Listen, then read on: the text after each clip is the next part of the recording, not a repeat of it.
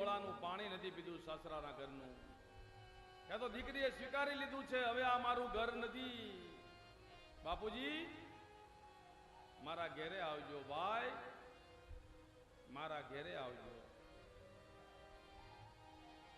લૂંટાઈ ગયો મારો લાડ ખજાનો, હું તો જોતો રહ્યો.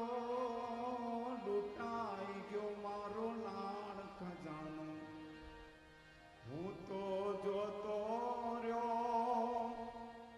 જાત ગઈ જાણે જાન લઈને, જાત ગઈ જાન